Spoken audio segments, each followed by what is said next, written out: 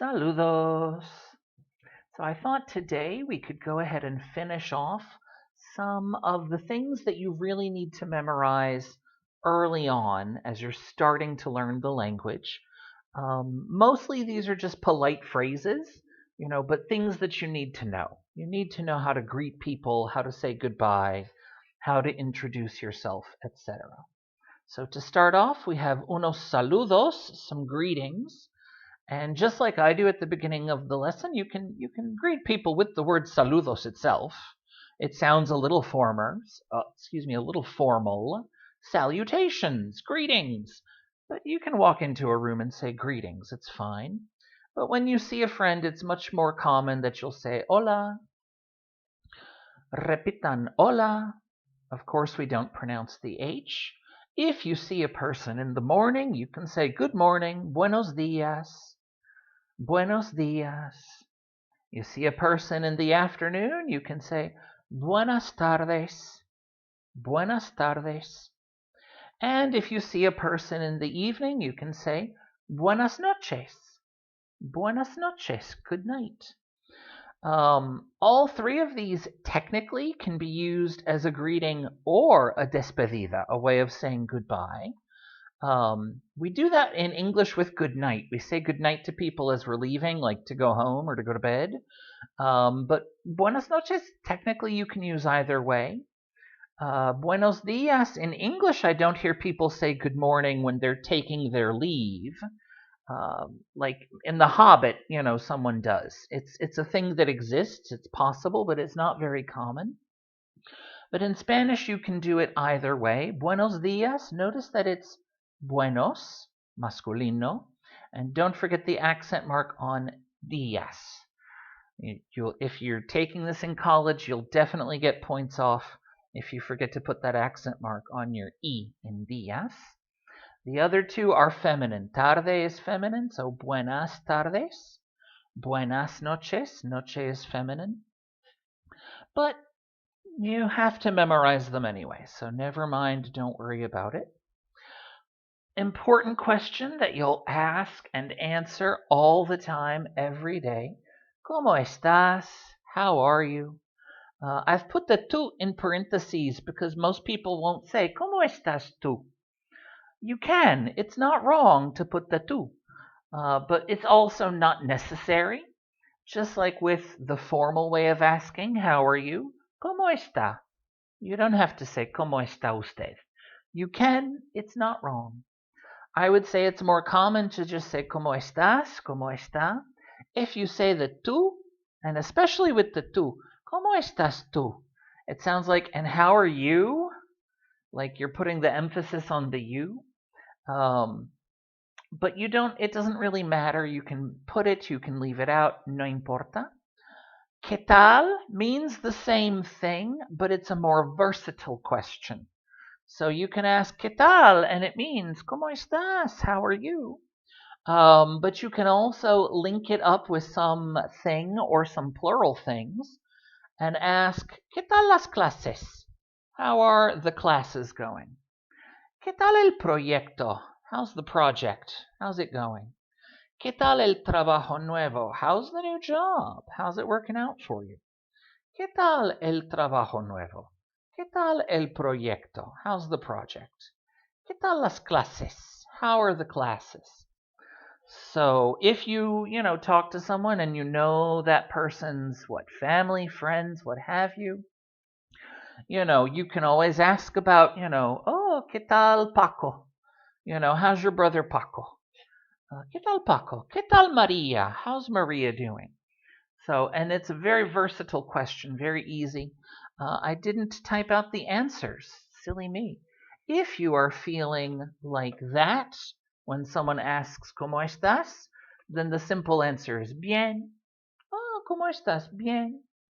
Or of course, muy bien. I'm great. I'm doing very well. Thanks for asking. If you're just feeling kind of just kind of meh, you can say regular, regular. Or you could say más o menos. ¿Cómo estás? Más o menos. And then I'll say it just because, someone's going to say it to you at some point. In Once upon a time, the textbooks all had así, which very literally translates as so. I listened to a delightful rant once by a young lady from, I think, Costa Rica, who went on and on for several minutes about how nadie dice así. No one says that. It's these silly textbooks teaching people to say así, pero no se dice más o menos. So you may hear someone say it, you may not. I don't say it. I don't think I know anyone who says it, but there's 22, 23 countries out there where people speak Spanish, so probably someone somewhere is saying it. But it's much more common to say, regular, más o menos. How you doing? Like usual, so. Can't complain, doesn't do any good. And then if you're feeling, less than spectacular, someone asks, ¿Cómo estás? You say, mal. Or maybe it's just an especially bad day, muy mal. Oh, ¿Cómo estás? Muy mal. So, and then someone will ask, ¿Qué pasa? What's going on? ¿Qué pasa? What's wrong? What's happening? ¿Qué pasa? Literally, what is happening? What is passing? Yes, what is happening? What's going on?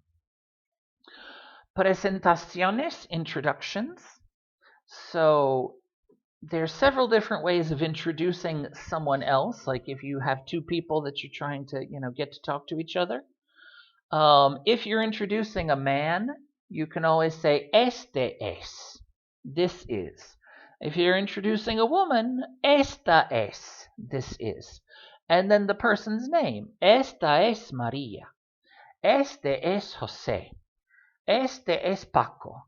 Esta es Gertrudis. You can also use te presento or le presento. I would like to introduce you to. Let me introduce you to. The difference between te and le, you've probably figured it out. Te is familiar.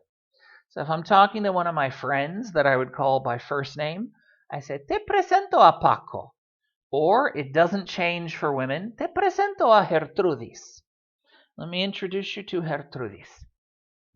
Le presento a Paco, le presento a Gertrudis comes out the same way. It's just formal. Something I would use with an usted person, somebody that I would call by last name. Maybe someone I work with that I don't know that well. Le presento a María, le presento a José. The plural, if I'm introducing one person to like a bunch of people, and this comes up sometimes, les presento a Paco. Les presento a Maria. The les presento a is not going to change. I'm still just introducing one person. So este es Paco works the same way. Esta es Maria works the same way. No cambia. Frequently, you're going to be introducing yourself. So you're going to say, me llamo, and then whoever you are. You're going to say, me llamo Paco. Me llamo Jimena. Me llamo José. Me llamo Gertrudis. Me llamo Bob. Me llamo Shaniqua. I'm assuming if you're learning Spanish as a second language, your first name probably doesn't sound like Gertrudis or José or Jimena or Paco. But whatever your name is, just go ahead and introduce yourself that way. If you have a name like Joseph, that translates very nicely into José. If you have a name like Michael, that translates very nicely into Miguel, or Mary, or Marie, that translates very nicely into Maria, you can introduce yourself to people that way. You can say, me llamo Maria, me llamo Miguel. It's fine. But be careful. Don't get into a habit of that. If you're giving someone your passport as you go through customs, you don't want to accidentally give the wrong name. It could cost you hours in the security office. There's a yo there in parentheses because you don't have to include the yo. You can say yo me llamo Bob. It's fine. It works. But you can just as well say me llamo Bob. Or alternately, mi nombre es Bob. Literally, my name is Bob. Or you can introduce yourself simply with soy Bob. Yo soy Bob. Es igual. Yo soy Bob, soy Bob. Es igual. Notice that for none of these does it matter if you have a boy name, a girl name. Doesn't matter. The me llamo stays the same. The mi nombre es stays the same. The soy or the yo soy stays the same. Yo soy Shaniqua. Yo soy Bob. Yo soy Gertrudis. Soy José, soy Jimena, soy Paco. Todo resulta igual. None of those are going to change based upon if you're a man or a woman. If you're talking to someone that you would call tú or usted, no importa, because you're talking about yourself. You're literally saying, I call myself Paco. Or literally, my name is Paco. Or literally, I am Paco. So since you're talking about yourself, none of that changes. You may need to ask someone, what's your name? Of course. Someone may ask you, what's your name? So you need to know how it works. ¿Cómo te llamas? Literally, how do you call yourself?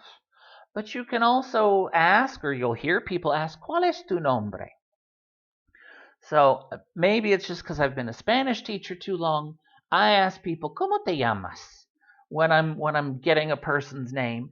If I'm looking at a list, like I'm going through the list, I'm trying to check off, who's in class, who isn't. Whose name do I have correct? Whose name do I not have? I'll ask, ¿Cuál es tu nombre? Or perhaps I'll ask, ¿Cuál es tu apellido? What's your last name? Because I'm going through the list, so I need to know the person's last name. But you might hear either one. They both work. Someone may also ask you, ¿Quién eres? Just literally, who are you? ¿Quién eres tú? Now, if you put the tú, to me it sounds a little bit pushy, like, and who are you? Who are you? Like, why are you even talking to me? ¿Quién eres tú? But, you might ask someone's identity by asking, ¿Quién eres? Or, ¿Quién es? Who are you? Formal form. ¿Quién es usted? It's very common to ask, ¿Cómo te llamas? Or, if you don't know the person's name, you hopefully are going to use formal form. You're hopefully going to remember your manners and ask, ¿Cómo se llama? ¿Cómo se llama usted? Maybe you'll ask, ¿Cuál es su nombre? Or you can also say, ¿Cuál es el nombre de usted? Which is the name of you? Sounds very weird if you translate it, but it works in Spanish.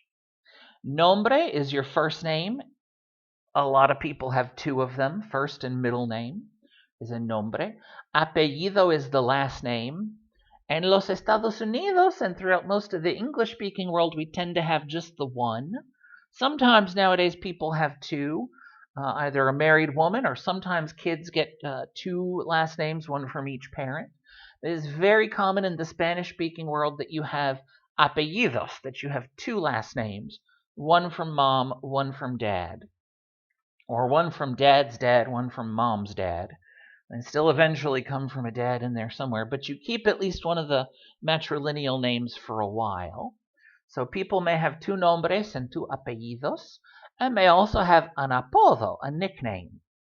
So be aware of those. Those are good vocabulary words to know. Apellido is a good one, because someone may ask, ¿Cuál es su apellido? Because, you may be on a list. Someone may be looking at your passport, double checking things, and ask, ¿Cuál es su apellido? Or you may be in Spanish class and your teacher asks, ¿Cuál es su apellido? Which is your last name? So be aware of all of those possibilities. But if you're taking Spanish 1, probably you'll have to know, ¿Cómo te llamas? ¿Cómo se llama usted? These are the questions you're very likely to see in homework and on tests. So be aware of those. When you're introduced to someone, you can always say mucho gusto, pleasure to meet you, mucho gusto. Gentlemen, you may say encantado. Ladies, you may say encantada. If you can't remember which one to use, or if you don't want to pick, or you're afraid of messing it up and calling yourself an enchanted lady when you're a gentleman, or vice versa, mucho gusto works for everyone. It does not change. Mucho gusto. Probably the first question someone will ask when they hear you speaking Spanish, before they ask ¿Cómo te llamas?, they'll ask ¿De dónde eres? Where are you from? In English, we say where are you from, and we put the from last. In Spanish, if you put the from last, it sounds a bit like you're having a stroke. From, where, are, and then we often leave the you out. ¿De dónde eres? ¿De dónde eres tú? ¿De dónde es usted? ¿De dónde es? The answer is soy de. The same soy as I am Paco, soy Jimena. But I am from, of course. Yo soy de, it's fine, but soy de is perfectly good. I didn't bother to copy and paste the yo into all of the possibilities down here. If you're from a very big city, you may find that that city has a common name in Spanish. Soy de Nueva York, I'm from New York. Soy de Londres, I'm from London. Soy de Atenas, I'm from Athens. You can answer with your city if you like. If you're from a big city, that's fine. Everyone knows where Londres is. Everyone knows where Atenas is. Everyone knows where Nueva York is. If you are from some little tiny place that no one's ever heard of, maybe just answer with the whole country. Soy de los Estados Unidos, which, by the way, is abbreviated EEUU. Soy de los Estados Unidos. Soy de Inglaterra, I'm from England. Or soy del Reino Unido, I'm from the United Kingdom, if you're being technical. But Inglaterra is the southern country in that combined country of countries. Soy de Inglaterra, soy de Grecia, I'm from Greece. If you are near your hometown and it's some little podunk place that nobody never heard of, you can go ahead and say it and don't expect it to have a name in Spanish. Soy de Sanford. Soy de Texas City. Soy de Palmer. Some place like that. Soy de Bartow. Soy de Anna Maria Island. What have you. Soy de Mason City. Soy de, I don't know. Soy de Kadoka, South Dakota. If you're from Kadoka, nobody has heard of it unless they've been there. So, soy de Kadoka, South Dakota. And just go ahead and say it in English. You'll sort it out. If you really need to figure out how to say Dakota del Sur, you'll figure it out eventually. It'll be okay. If you want to say I'm from West Virginia, soy de Virginia Occidental. That one's a little harder to guess.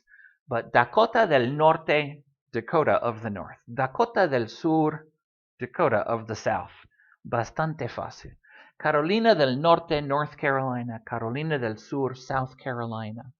If you're from, what is that little town? Well, let's say, it doesn't have to be a tiny town. Soy de Colombia, Carolina del Sur. Fine, go for it. And many people outside of los Estados Unidos will know at least some of the states. They'll know California, Texas, La Florida. So if you're from one of those places, you can go ahead and say it, and people mostly know. Soy de Texas. Soy de los Estados Unidos. Soy de Texas, to specify. Frases y palabras de cortesía that you just have to know. Por favor, please. Por favor. Oh, gracias. Of course, everyone knows gracias. Muchas gracias. Thanks a lot. De nada. You're welcome. Or no hay de qué means the same thing. No hay de qué, you're literally saying there is not, like, para qué decirme gracias. There's not like a reason to tell me thank you. No hay is there is not. De qué decirme gracias. Something like that. No hay de qué decirme nada. Así. De nada is literally of nothing. It's like in English, if you say to someone, thank you, and the person responds with, oh, it weren't nothing. It sounds a little old-fashioned or a little country or something like that in English, but en español funciona muy bien. De nada. But also no hay de qué is muy común. Con permiso and perdón are both excuse me, but they're not exactly the same. So you can say con permiso when you need to interrupt someone, con permiso, or if you need to walk in front of someone, you need to walk between people, something like that, you say con permiso. Or you can say perdón for those things. It's fine, but you can also say perdón if you notice that you've stepped on someone's toes. You say, ay, perdón. Ooh, excuse me. You bump into someone, you say perdón. You don't say con permiso after the fact. You say con permiso before you do something as a way of excusing yourself so that it's not rude. Sometimes you need to interrupt. Es importante, but you don't want to be mal cortés. You don't want to be rude. So you say con permiso. You can also say perdón, excuse me, but you can also say perdón after, and it's also a synonym for lo siento, I'm sorry. Lo siento very literally means I feel it, which is a weird thing to say in English. Once upon a time, people would occasionally say, oh, I feel your pain, and it sounded terribly sarcastic and condescending. I haven't heard people use that in a long time, but lo siento in Spanish, it works. Some people are more likely to use perdón, but they both work in this case. You hear someone, has passed away, somebody's lost a relative. You say, oh, ay, perdón. It works. It works. Ay, lo siento. Oh, I'm sorry. They both work. Some people from some countries are more likely to use one over the other, pero funcionan. They both work. And then despedidas. We have despedidas falling out of our ears in Spanish. Of course, we have chao. Ciao, ciao, ciao. Works all the time. And that's how you really ought to spell it in Spanish if you write it down for some reason. People will sometimes spell it like in Italian, but think about how we pronounce things in Spanish. That should be ciao. I mean, it sounds like something a cat might say, ciao. No, it's ciao.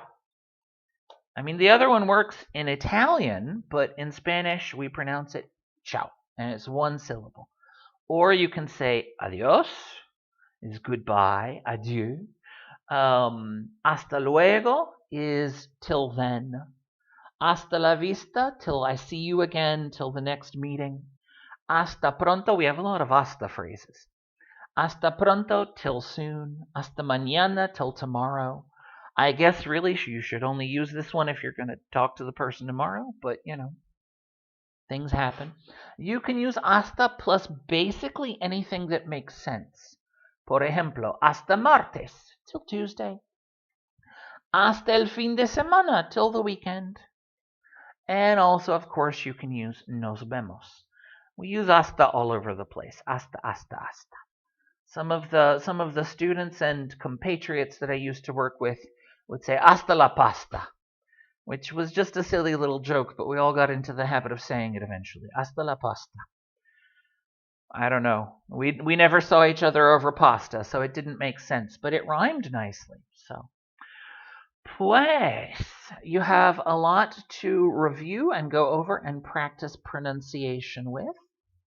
So, hasta luego. Hasta entonces. Hasta que la próxima.